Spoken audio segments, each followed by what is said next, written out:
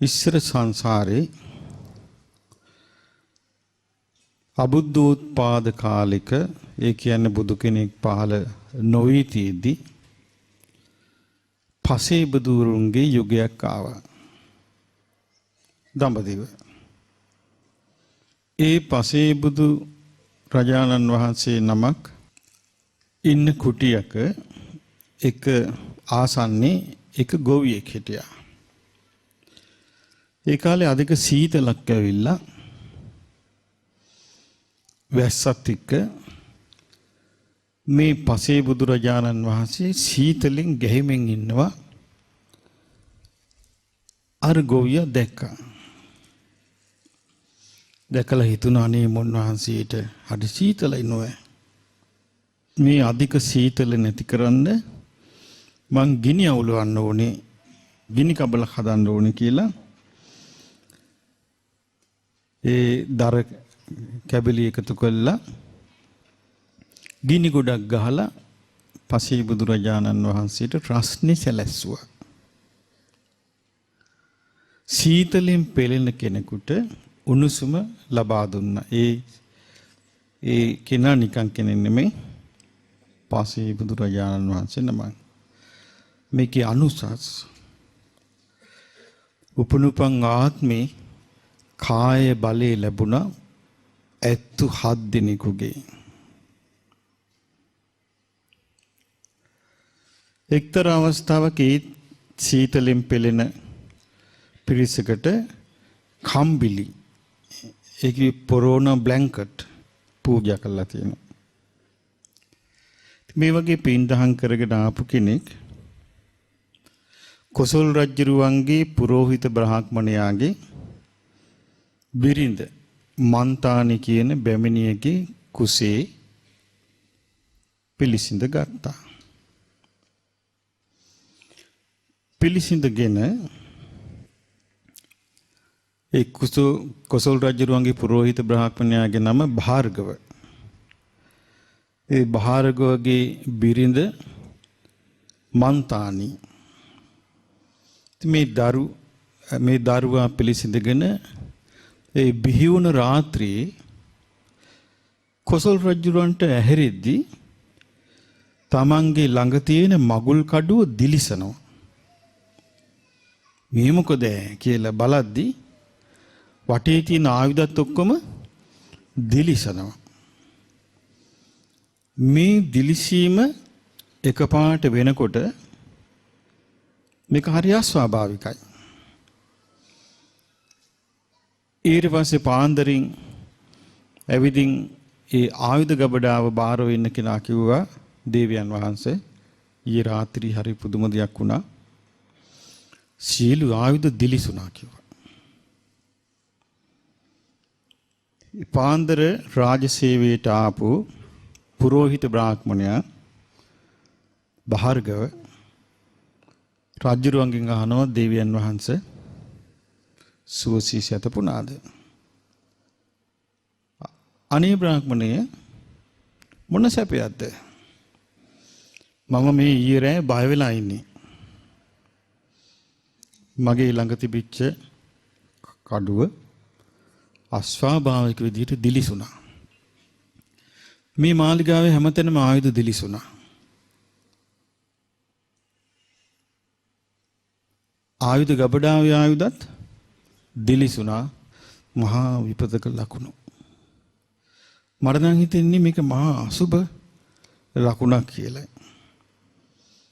එතකොට කියනවා දේවයන් වහන්සේ මේ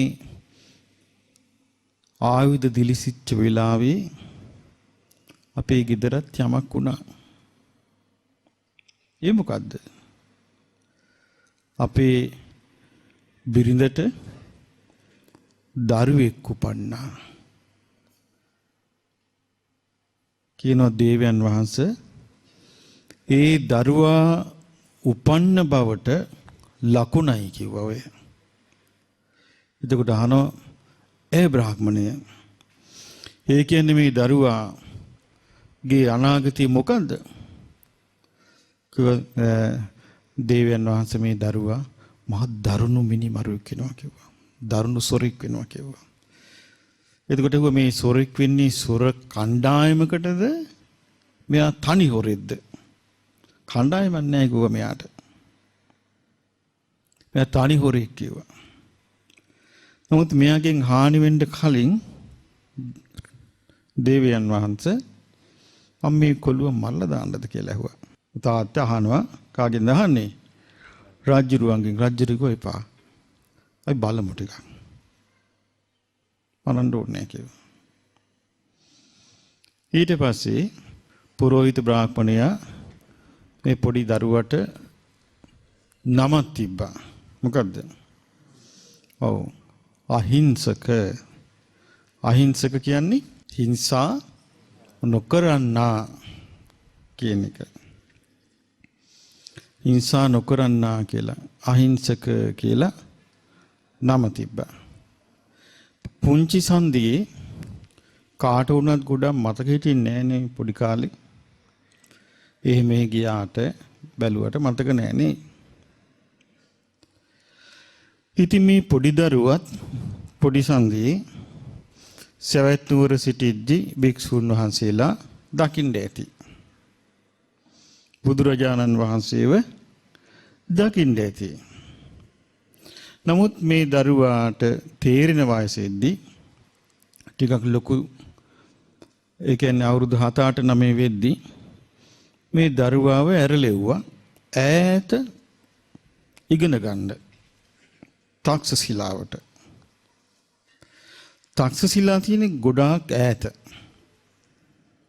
වර්තමානයේ අපි කිව්වොත් පාකිස්තානයේ. ඇෆ්ගනිස්තාන් වලට කෙට්ටුව. ඉස්සර ගන්ධාර වලනේ. ගන්ධාර තමයි දැන් කන්දහාර කියන්නේ. ඇෆ්ගනිස්තානයේ අගනගරේ. දැන් මිසදිටු බලකොටු. ඒ කාලේ ඔය තක්ෂශිලාවට මේ ළමයා ගියාම ඉතින් අවුරුදු ගණන් ඉගෙන ගන්න ඕනේ. ගුරු ගෙදර. දැන් මේ ළමයා දැන් හිමින් ගුරු ගෙදර ශිල්ප හදාරනවා. දැන් කාලයක් යනකොට දැන් මේ ළමයා තරුණෙක්. තාම ගුරු ගෙදර ශිල්ප හදාරනවා. එතකොට දිසාපාමොක් ආචාර්යවරයා හැම දෙයකටම කතා කරන්නේ මේ ළමයාට.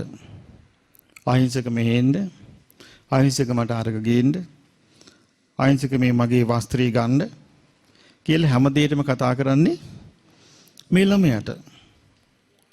මේ ළමයා ඊටාම කීකරුව ශිල්ප ශාස්ත්‍රයේ හදාරනවා.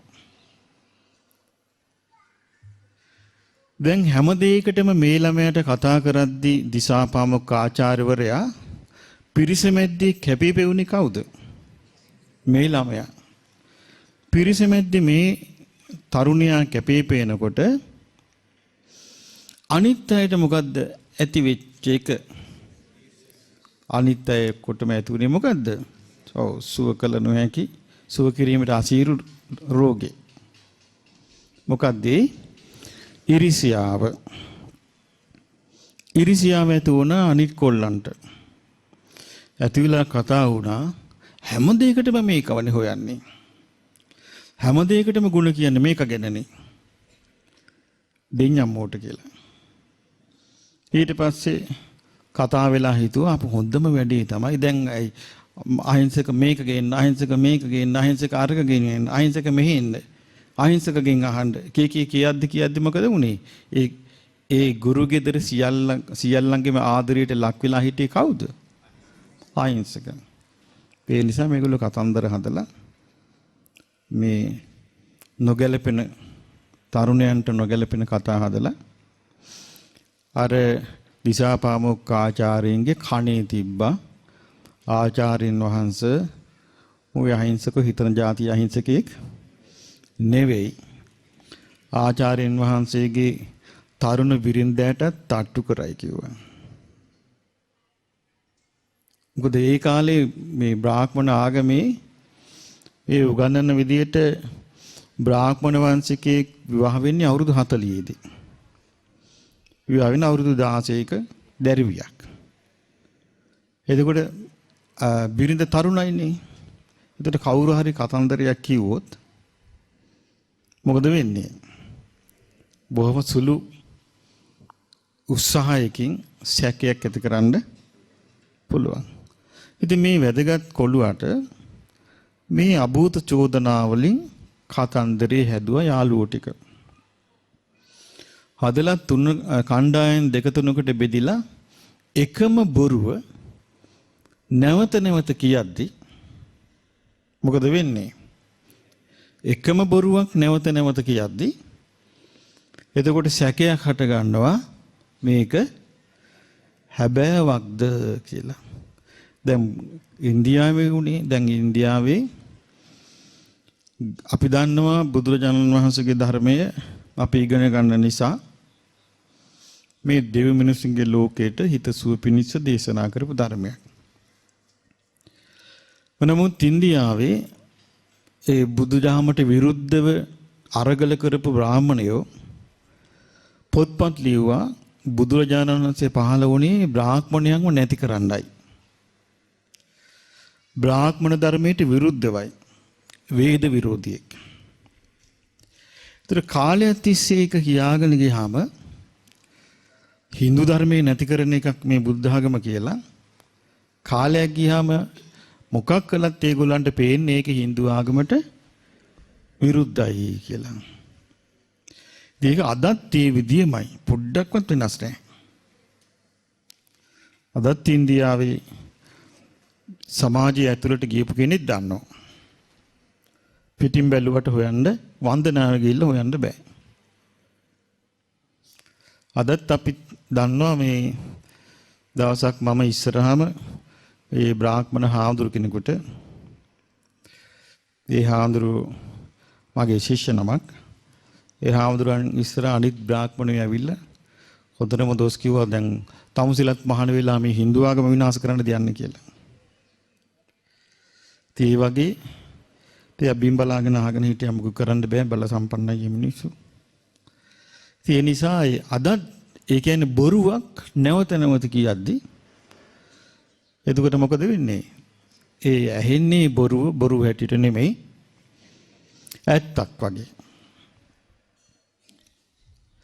එහෙම තමයි මේ ලෝකේ ගොඩාක් කාලයක් ඇද්දි බොරු නිකන් සමාජගත වෙන්නේ. ඉතින් මේ වගේ මේ අභූත චෝදනාව මේ තරුණයාට ඉදිරිපත් කරපු කාලයක් ඇද්දි ගුරුවරයාට හිතුණා මේක නම් හැබෑවක් වෙන්න ඇති කියලා. මීට කලින් ඒ බිරිඳ ආදරයෙන් සලකද්දි කාටත් වෙනසක් තේරුනේ නැහැ. ඉතින් මේ නිසා අන්තිමට ගුරුවරයාගේ හිතට ආවා මේක සවැත් නුවර ගිහිල්ලා අන්තිමට මගේ බිරිඳවත් ආරන් යාවි. ඊට කලින් මම මේකව නැති කරන්න ඕනේ කියලා හිතුවා. නමුත් මේ තරුණයා ගුරු භක්තියෙන් යුක්තයි. ගුරු ගෞරවයෙන් යුක්තයි. ගුරුවරයා වෙනුවෙන් ජීවිතේ පූජා කරන්නත් ලෑස්ති.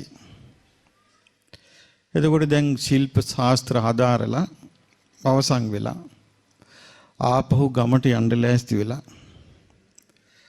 මේ තරුණයා දිසාපාමොක් ආචාර්යින් ළඟට ගිහිල්ලා වන්දනා කරලා කිව්වා ආචාර්ය පාදයන් වහන්සේ මම දැන් පිටත් වෙන්න යන්නේ.